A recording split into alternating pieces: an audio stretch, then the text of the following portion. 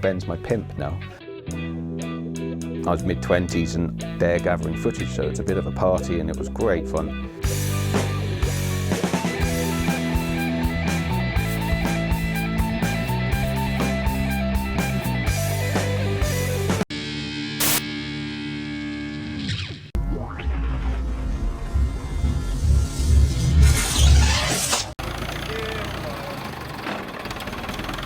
I'll warn you if it's going to be bumpy. Yeah.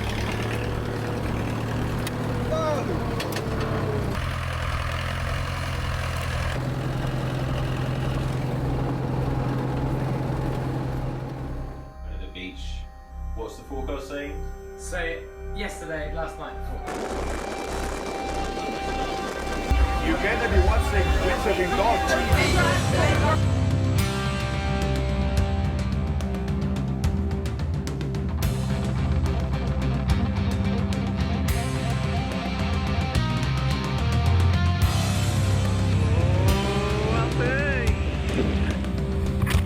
So my name's Alfie Hart and we are in South Wales, near a village called Larne on the Carmarthenshire Bay. I grew up here windsurfing, surfing since I was 10 and my local beach is Pendine.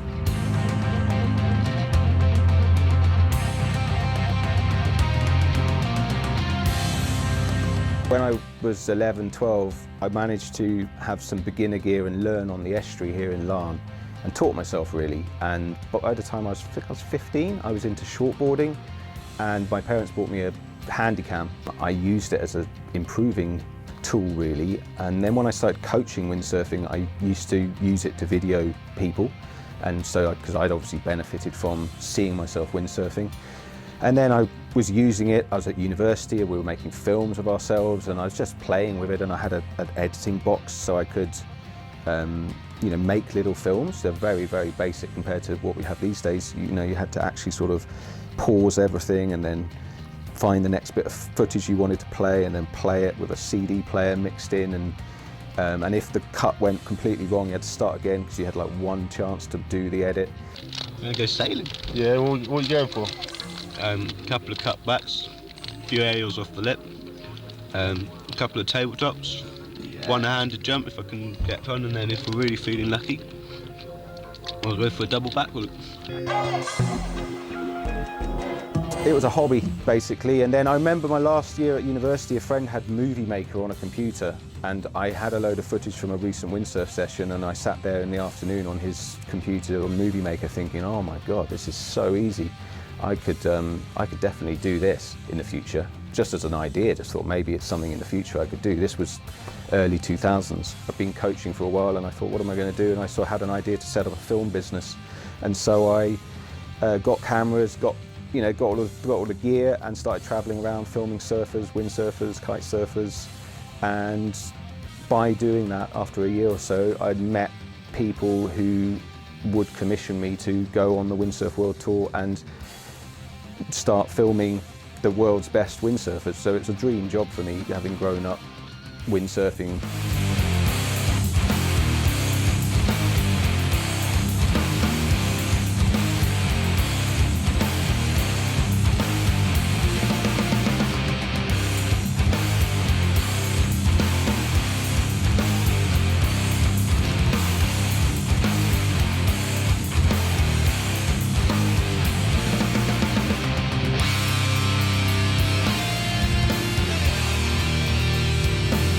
Hi, I'm Kai Lenny, and you're watching the Board Seeker Podcast.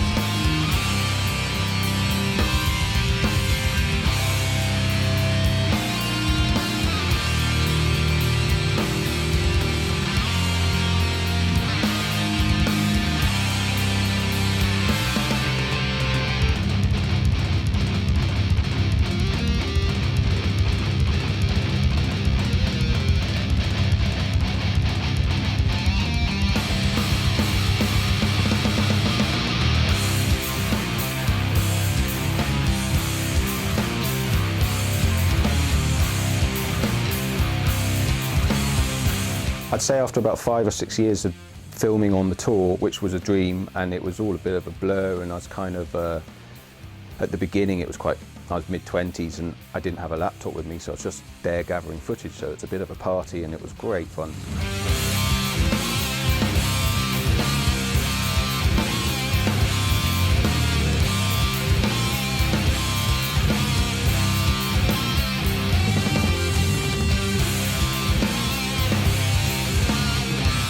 At the beginning, as I hadn't trained as a filmmaker, and although I'd been making videos for 10 years, self-taught, it took me probably about 2 years to get the courage or confidence to sell, myself as a filmmaker. Because, it doesn't feel quite right if you're not doing something slightly more than an amateur filmmaker.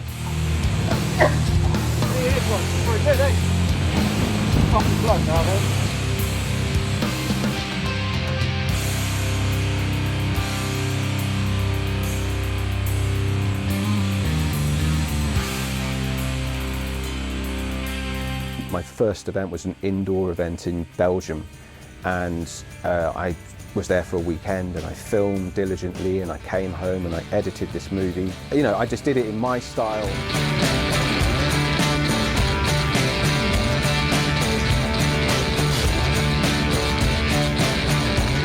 It got put up onto Boardseeker and it's like a 6-7 minute long film. From that point, Adrian, the guy who ran Boardseeker, was like, could you make a DVD at the end of the year?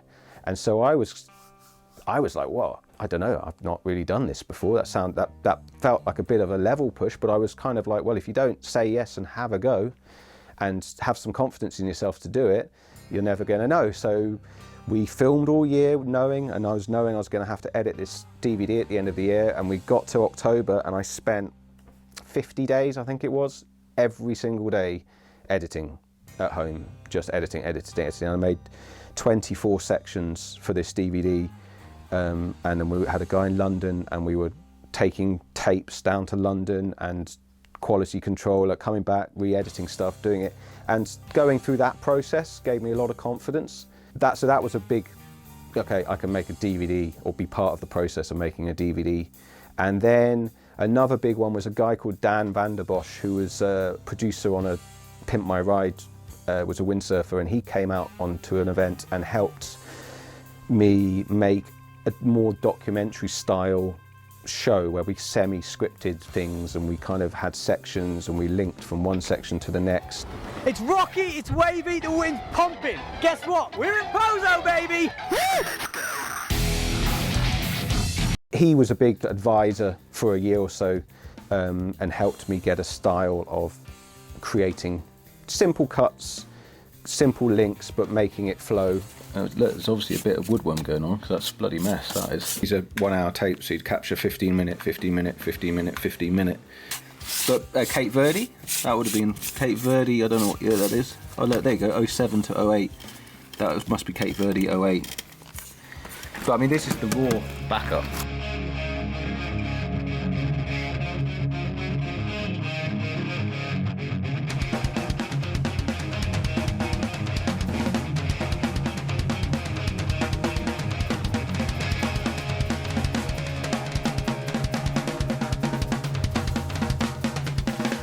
My first film, Airless production. Budget 06, there you go. The winter of 06, 05 into 06.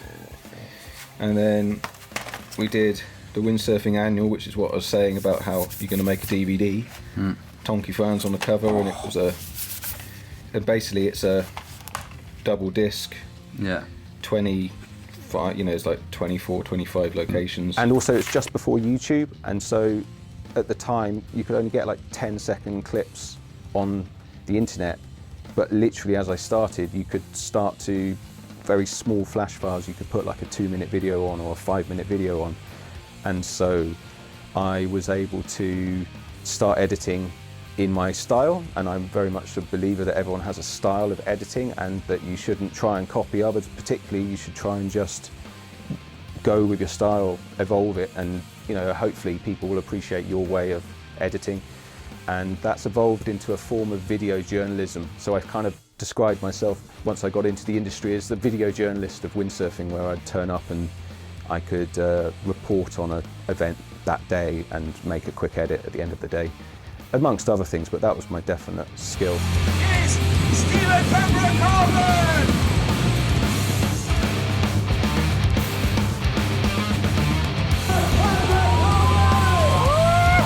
Great race, chased Delphine round the course. What was it like? Yeah, it was a great race for me. It was a good night of Windsurfing. Really happy I made it to the super final. I had really good jumps. I'm proud on the kind of 7-8.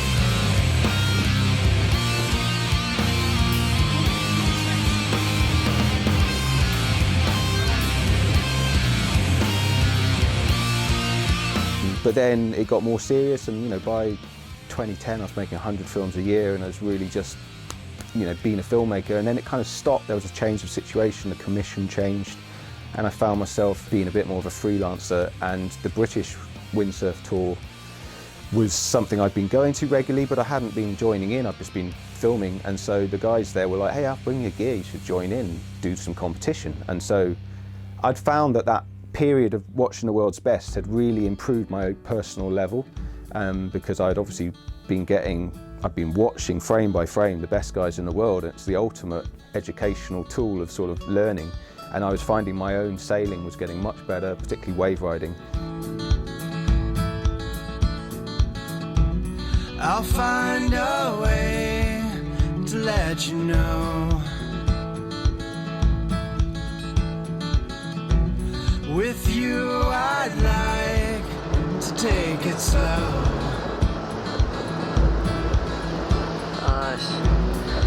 Reach out your hand and I'll give you mine.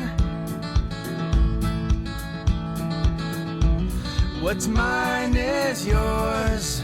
I'm not really a trickster, but I really enjoy the wave riding, and I was really driven to get good at wave riding and try and do aerials in all conditions. And so when I started doing the competitions, that was another push, because a competition, one of the great things about doing windsurf competition is it forces you in that 10-20 minutes to push yourself and try and be consistent, which is the whole challenge. And I found I was actually, you get rewarded for good waves, and because I'd been improving my waves over those years, I actually did quite well. And yeah, so having success at a windsurf event and winning the AMS in 2012 was another pinch me moment in some ways, because there I was as a kid dreaming of being a windsurf competitor, and I'd never really thought it would actually happen. And then you find yourself, doing competitions and being able to appreciate the experience that the guys who I've been filming were experiencing, regularly. Then we glide right back to where we were. We drank from the well, we talked by the fire. We walked on the beach and stared at the stars. It came with benefits as well, because then I qualified for a pro fleet, so then suddenly I had access to gear, and suddenly, rather than just sort of, I'd always been someone who had like one board and a couple of sails and would make do with it, and suddenly I had gear to choose rather than just going, oh, I'll just take that sail. And but it was a cool period, and I really enjoyed that, and it led up into the beginning of Windsurfing.TV. I woke up with you here in my arms. We laid for a while and didn't say a word. Ben Prophet was coming to the end of his professional windsurf career, and he'd been working in media, and we'd been working together for 10 years at that point in various guises. He was like my go-to man for doing interviews and chatting, and we were on a trip in Scotland in Tiree, and we were chatting about what we would do next. And while we were there, Ben bought Windsurfing.TV, the website, and he said, right, this winter in Oz I'm going to build the website. And I said, cool, well, next year I will be a freelancer and I'll be there if you need me to come and help. Deffy Wind 2016. I finally made it. I think I've ever been to a bigger briefing than that. We just had some facts about the Deffy Winds. This is VIP in here. In 2016, we started to slowly build Windsurfing.TV and into what has become quite a, well, one of the biggest YouTube channels of windsurfing. You know, it's my main commission, basically. It's the main thing I do when it comes to filmmaking. And it's evolved, you know, and that is how I see a filmmaker being. You know, you have your style and you are unique, and that's why your point of difference is. I like to feel that my style is storytelling and being able to kind of put a nice flowing story together, mixed in with some music, which I do like to. Drifting away, biding our time, circle around, and then we glide right back to where we were. Now we're into another phase, and as a filmmaker, I see myself as a hub of footage, and I'm still editing daily, and so now the internet's so powerful, I get a lot of footage from all around the world sent to me, and I'm editing films with Ben. And so then my day-to-day life is kind of was influenced because there's a pro-Irish surfer who was famously creating a self-reliant, sustainable hub in Ireland, and he was basically been on the world tour, and he was really into gardening, growing his own food, and then going surfing on mega waves in West Ireland. And I saw that and I thought, you know what, I've got the opportunity to do the same kind of thing, where I could live in West Wales, make my films, windsurf, and become a gardener and a self-reliant, sustainable man, so to speak, and ultimately have a family and treat this as a base. And so I have slowly allowed myself to become more and more responsible for running a small holding here in West Wales.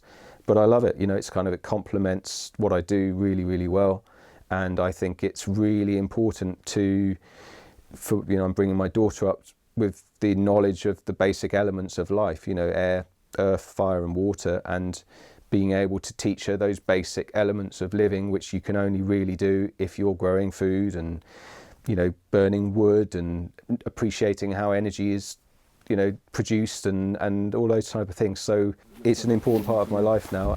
This is the food garden.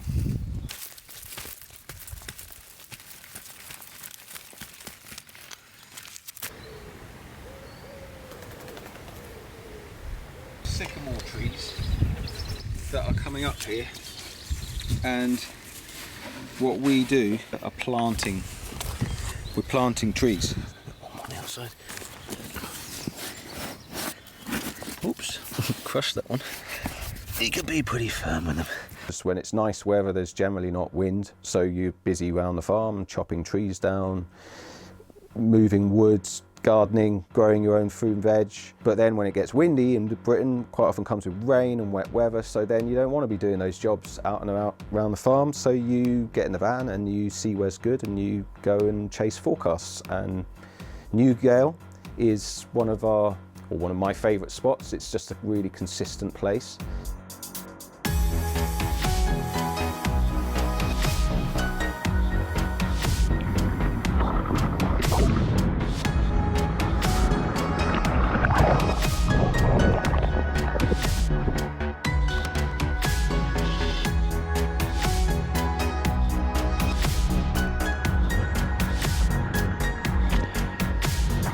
My favourite spot is in mid Wales actually, and it's a sort of proper decent wave where you can do some long down the line wave riding.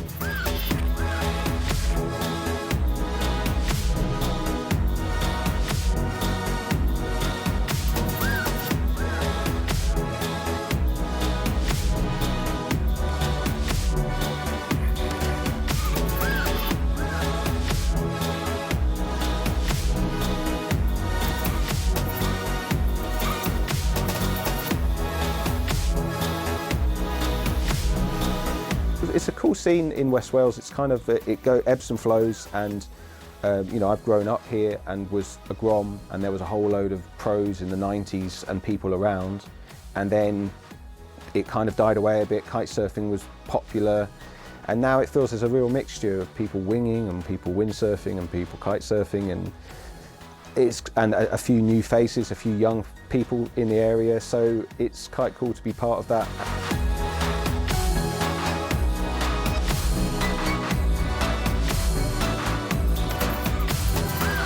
know, we're not a very busy area, like we have half a dozen people on a busy day, but normally there's like 2 or 3 of us out, which is good. No one's stealing the waves. I love the variation we have. It's the cool thing about West Wales is it's a peninsula, so it doesn't matter what direction the wind is, somewhere's nearly always cross shore. And so we do quite a lot of wobble and ride cross off conditions, which is probably my speciality anyway.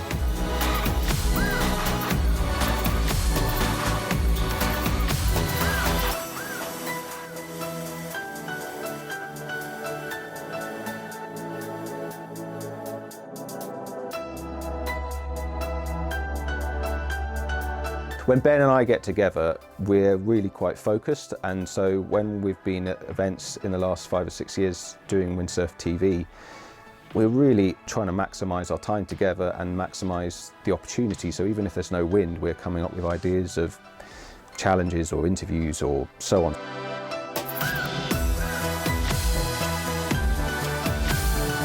We'd mix it with those little ones to try and get content that we'll be able to use over the period, but also then we do things like a day in a life, where I literally spend the whole day following someone around, filming their every move, filming the mundane, eating breakfast, you know, rigging up, whatever it be, but also then trying to capture the moments.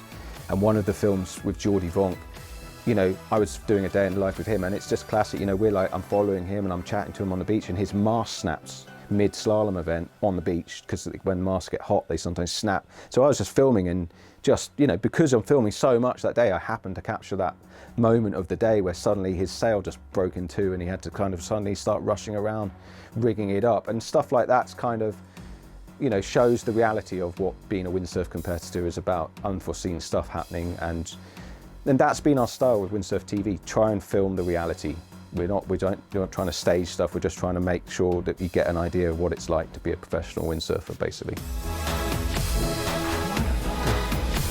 I gotta sleep in the dirty streets. I think that the world of video and windsurfing complement each other amazingly. I think it's a really visually impressive sport, and it's the dynamics change now, where riders and people in media don't have to be winning competitions and so on. They can just have a good level, and they can be good at creating content, and you know, they can have good stories, and they can travel to different places or even stay in their local area and just create good stories within that area. So I actually think that being into windsurfing and water sports generally is a great way of being an interesting content producer. I'm still going to go 4-5 out. Going big.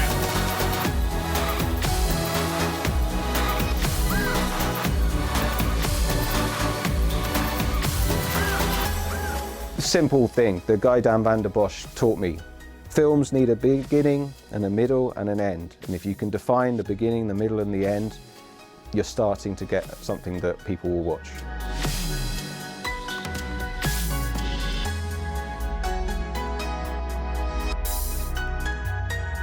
It's a roller coaster ride when you have a kid, for example, and it was like it all combined with the end of the Boardseeker 10-year era, and then you have a kid, and then Ben's there, and I kind of used to say in those days, oh, Ben's my pimp now. Like, I'm basically relying on Ben to get me work, because I was not looking for film work at all. I was basically looking after kids, building a campsite, hanging out here, getting more into the farm stuff, and I was completely reliant on Ben to say, right, do you want to come and do this?